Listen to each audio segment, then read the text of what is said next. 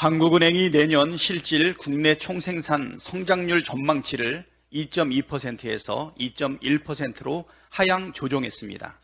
반면 내년 소비자 물가 상승률 전망치는 2.4%에서 2.6%로 0.2%포인트 상향 조정했습니다.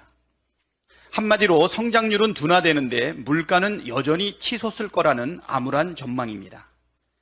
우리 경제가 이렇게 심각한 위기에 빠졌는데도 대통령과 정부는 무슨 생각을 하고 있는지 통 모르겠습니다.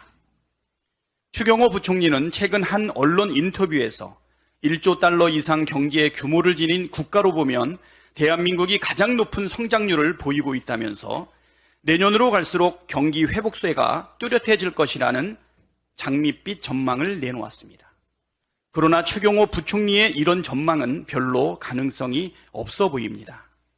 같은 인터뷰에서 2030 세계 박람회 개최지로 부산이 선정될 가능성에 대해 이제 해볼만 하다, 막판 뒤집기가 가능한 판세까지 왔다고 전망한 장본인이기 때문입니다.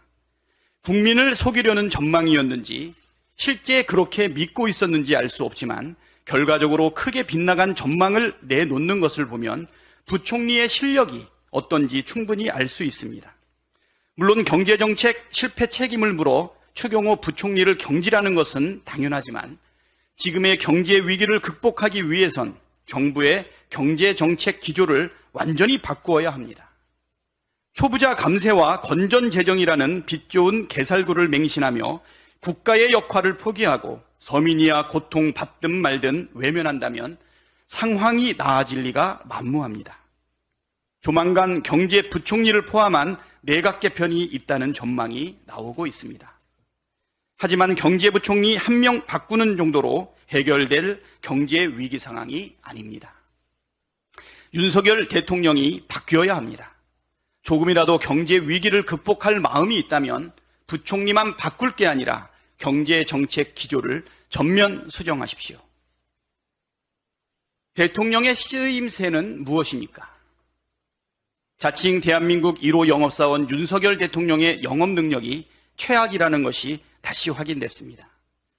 2030 세계 박람회 유치를 위해 무려 5,744억 원을 썼는데 겨우 29표를 얻었습니다.